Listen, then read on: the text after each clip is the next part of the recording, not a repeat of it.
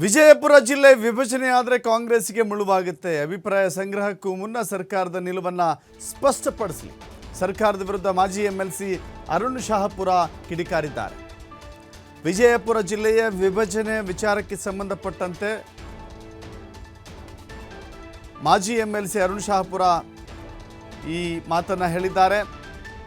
ಕಾಂಗ್ರೆಸ್ ಆಡಳಿತ ಮಾಡ್ತಾ ಇದೆಯಾ ಅಥವಾ ಮಕ್ಕಳಾಟ ಆಡ್ತಾ ಇದೆಯೋ ತಿಳಿತಾ ಇಲ್ಲ.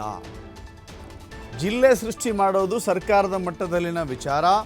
ಆದರೆ ತಾಲೂಕು ದಂಡಾಧಿಕಾರಿ ಪತ್ರ ಬರೆದು ಅಭಿಪ್ರಾಯ ಕೇಳ್ತಾ ಇದ್ದಾರೆ. ಇಂಡಿ ಜಿಲ್ಲೆ ಮಾಡೋದಕ್ಕೆ ತಾವು ಬಂದು ಅಭಿಪ್ರಾಯ ತಿಳಿಸಿ ಅಂತ ಹೇಳಿದ್ದಾರೆ. ನಿಜಕ್ಕೂ ಕೂಡ ಅದರ ಆಶ್ಚರ್ಯ ತಂದಿದೆ ಅನ್ನೋದು ಅರುಣ್ ಶಹಾಪುರ ಅವರ ಮಾತು. ಜಿಲ್ಲೆಯನ್ನು ರಚಿಸುವ ಕುರಿತು ಸರ್ಕಾರ ತೀರ್ಮಾನಿಸಲಿ.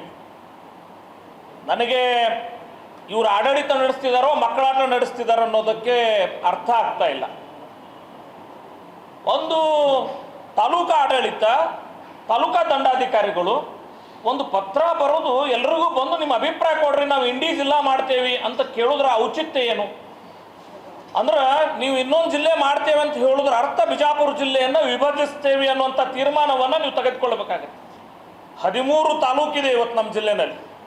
ಈ 13 ತಾಲೂಕನ್ನ ಒಂದು ಹೋಗಿ 2 ಜಿಲ್ಲೆ ಮಾಡ್ತಿರೋ, ಒಂದು ಹೋಗಿ 3 ಜಿಲ್ಲೆ ಮಾಡ್ತಿರೋ?